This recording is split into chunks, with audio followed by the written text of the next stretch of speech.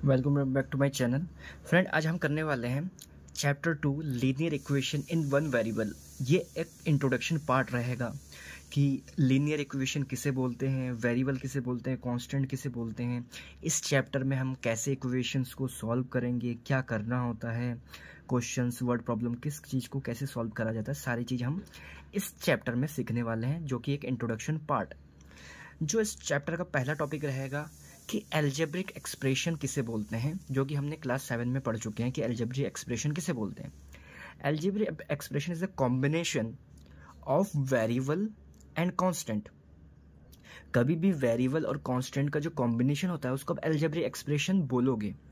अब बात ये आती है कि वेरिएबल्स किसे बोलते हैं। वेरिएबल्स मीन्स जो अल्फ़ाबेट्स होते हैं ए टू लेकर जेड तक, वो सारे के सारे आप क्या मानोगे उसको, वेरिएबल्स।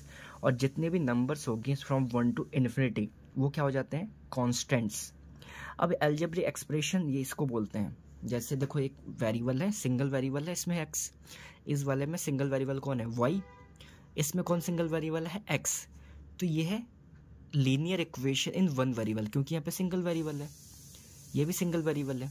अब लीनियर का मतलब क्या होता है, जिसकी हाईएस्ट पावर वेरिएबल की हाईएस्ट पावर 1 होनी चाहिए। देखो यहाँ पे एक्स सिंगल बार है, वाई की पावर में तो कुछ नहीं है ना, ऐसे एक्स की पावर में भी कुछ नहीं है, और वेरिएबल भी सिंगल है। तो इस टाइप के जो होता है उसको बोलते हैं लीनियर इक्वेशन। अब लीनियर इक्वेशन, अब वर्ड आता है इंपॉर्टेंट। इक्वेशन से आप क्या समझोगे, इक्वेशन क्या होता है। तो इक्वेशन को समझने के लिए एक एग्जांपल ले लेते हैं, जो कि एनसीईआरटी का ही है, 2x - 3 = 7। अब इसमें कुछ चीज़ें हैं, उसको समझते हैं। सबसे पहला चीज़ जो आप यहाँ पर देखेंगे वो है आपका, ये इसको आप क्या बोलोगे, वेरिएबल। क्या बोलोगे आप, वेरिएबल। वेरिएबल वो होता है जो कि अल्फाबेट्स होता है, ठीक। एक सेकंड चीज आप उसको समझोगे, इसको आप क्या बोलोगे, कांस्टेंट। क्या बोलोगे, कांस्टेंट। कांस्टेंट मतलब नंबर, ये भी कांस्टेंट है, ये भी कांस्टेंट है, तो मैंने एक को लिख दिया। और सबसे इंपॉर्टेंट चीज ये है कि इक्वेशन कहाँ पे हम पता चलेगा कि ये इसमें और इसमें कौन सा इक्वेशन है, हमें कैसे पता करेंगे कि ये दोनों में इक्वेशन कौन है। तो उसके लिए सबसे इंपॉर्टेंट चीज होनी चाहिए इक्वलिटी का सिंबल। इक्वलिटी का किसका सिंबल, इक्वलिटी का सिंबल। अब इक्वेशन वर्ड और इक्वलिटी के पहले 3 अल्फाबेट्स को फोकस कीजिए, EQUA। चार अल्फाबेट्स को फोकस कीजिए, EQUA। इसमें भी देखो EQU है। इसका मतलब जो इक्वेशन है वो इक्वल से मिलके बना है। इक्वल मतलब इक्वल टू का सिंबल। कहीं पे भी आकर आपको इक्वल टू के सिंबल दिखता है, लेफ्ट हैंड साइड में कुछ दिखता है, राइट हैंड साइड में कुछ दिखता है, तो इसका मतलब वो इक्वेशन कहलाएगा। आई होप आपको समझ में आ गया होगा कि इक्वेशन किसे कहते हैं। ये इसको बोलते हैं वेरिएबल, ये हो गया कांस्टेंट, और इक्वलिटी का सिंबल।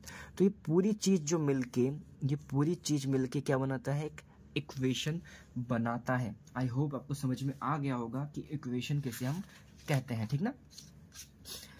अब कुछ इक्वेशंस लेके हम इनको समझेंगे, कुछ एग्जांपल्स में आपको ट्रिक्स बता रहा हूँ कि कैसे आप कर सकते हो कुछ क्वेश्चनों को। जैसे एक रूल ले लेते हैं, सबसे पहला रूल ले लेते हैं, छोटा सा मैं आपको बताना चाहूंगा। जैसे मान लेते हैं 2 फ्रेंड्स हैं, सीता, एक है सीता और एक है गीता, ठीक है। एक है सीता और एक गीता। अब अगर मैं आपसे कहूं कि सीता और गीता का जो टोटल एज है वो है 20 ईयर्स। कितना है, 20 ईयर्स। अगर मैं आपसे बोलूं कि गीता है 15 ईयर्स की, गीता कितनी ईयर्स की है, 15 ईयर्स की है, क्या मुझे आप बता पाओगे कि सीता कितने साल की है। अब सीता का तो हमें पता नहीं है, मान के चलिए सीता का कोई हमें एज पता नहीं, तो उसको हम मान लेंगे एक्स या वाई, कोई भी वेरिएबल आप मान सकते हो, आपके ऊपर है।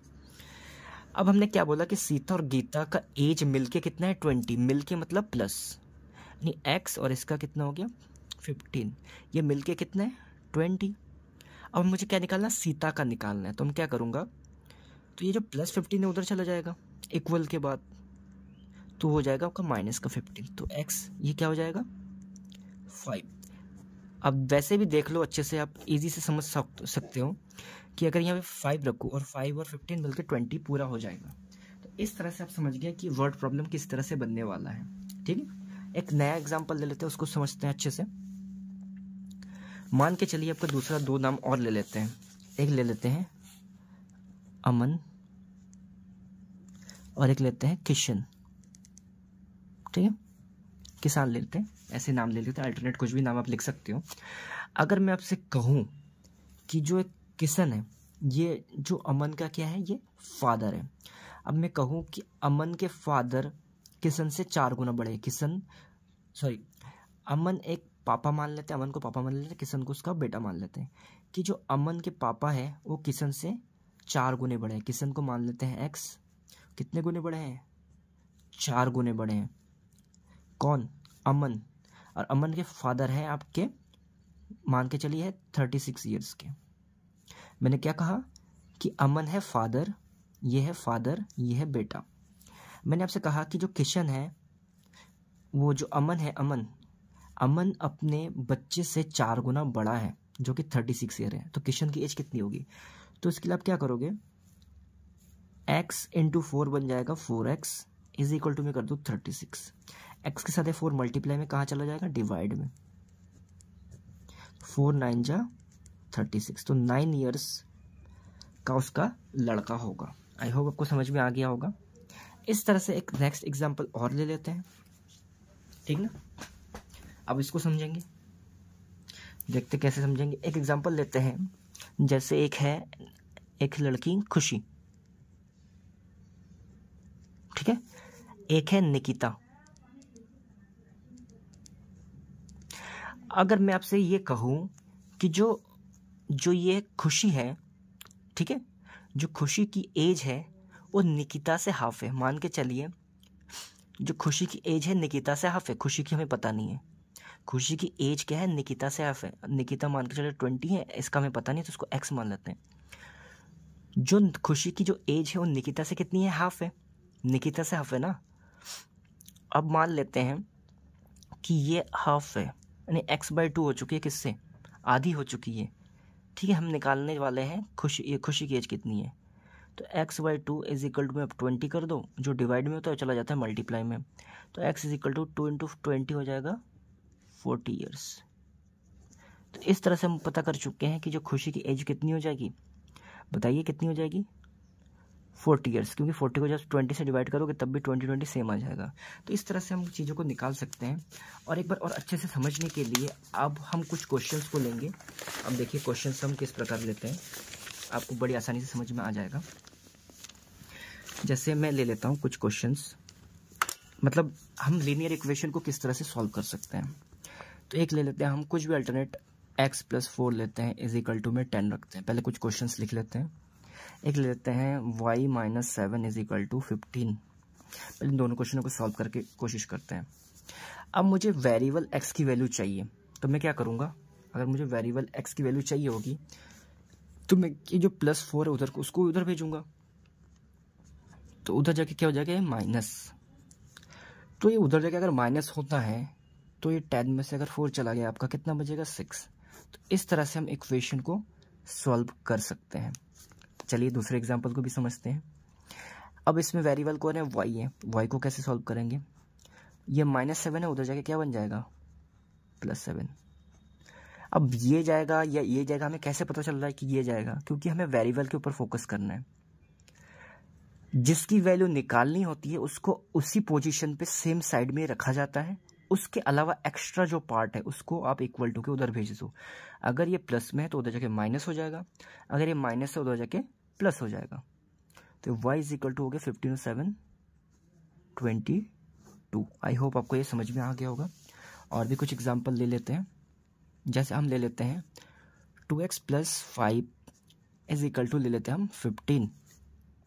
इसको सॉल्व करके देखते हैं। इसमें वेरिएबल कौन है, x, लेकिन x तो 2 के साथ कनेक्टेड है ना, तो इस चीज़ को पूरा निकालेंगे पहले। तो इसके अलावा एक्स्ट्रा क्या है, 5, तो 5 को पहले उधर भेजो, तो 15 में से ये 5 हट जाएगा। तो 2x इज इक्वल टू क्या हो जाएगा, 15 में से 5 गया 10 बचेगा।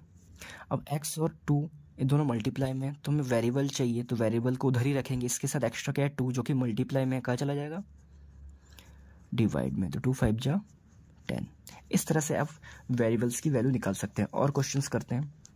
सॉरी, एक हम ले लेते हैं 3y minus 6 is equal to ले लेते हैं आपका 15, ठीक। अब इसमें वेरिएबल y है, y के साथ 3 कनेक्टेड है, तो इस चीज़ को आप सेम टू सेम दोबारा लिखेंगे। -6 है तो उसको उधर भेज दो, तो हो गया। तो 3 इज इक्वल टू हो गया 15 और 6 कितने हो गए आपके पास, 15 और 6 होता है 21। अब y के साथ 3 मल्टीप्लाई में कहाँ चला जाएगा, डिवाइड में, तो 3 7 जा 21। तो इस तरह से हम आंसर्स निकाल सकते हैं क्वेश्चंस के बड़े इजी से। इस तरह के 2 क्वेश्चंस और देख लेते हैं, थोड़ा कॉम्प्लिकेटेड वाले। अब उसको कैसे सॉल्व करेंगे, एक लेते हैं x/2 + 2 = 8। एक ले लेते हैं z/4 - 6 = 24, ठीक। अब देखो इनको कैसे करेंगे, वेरिएबल और वेरिएबल के नीचे ये कनेक्टेड है, तो इस चीज़ को पहले कुछ मत करो, जो एक्स्ट्रा पार्ट है उसको उधर भेजो। तो x/2, ठीक है, ये +2 उधर जाके क्या हो जाएगा, -2। तो x/2, 8 में से 2 गया कितना बचेगा, 6। अब हमें चाहिए वेरिएबल ना, लेकिन उसके साथ नीचे है 2 डिवाइड में, जो डिवाइड में होता है उधर जाके मल्टीप्लाई हो जाता है। तो x = 6 2 जा 12। तो इस तरह से इसका आंसर आ चुका है। आई होप आपको समझ में आ रहा होगा। चलिए इसको भी समझ लेते हैं आसानी से। अब देखिए वेरिएबल, इस चीज़ को आप कुछ मत करो, उसको सेम टू सेम लिख दो। -6 है तो ऑब्वियसली बात है उधर जाके क्या हो जाएगा, +6 हो जाएगा ना। अब z/4 को अगेन एज इट इज लिखो, 24 और 6 कितना हो जाता है, 30। अब जो डिवाइड में है 4 वो चला जाएगा मल्टीप्लाई में, तो 4 की 30 से मल्टीप्लाई कर दो, तो कितना हो जाएगा, 4 3 जा 12। मल्टीप्लाई करके देख लेना, आपका आंसर ये ही आने वाला है। आई होप आपको समझ में आ गया होगा किस तरह से हम इन क्वेश्चनों को करते हैं। आगे वाले पार्ट्स में मैं आपको बताऊंगा एग्जाम्पल्स जो इस बुक के हैं वो कैसे, उसका सॉल्यूशन कैसे निकालना है। आई होप आपको फ्रेंड ये वीडियो समझ में अच्छा लगा होगा।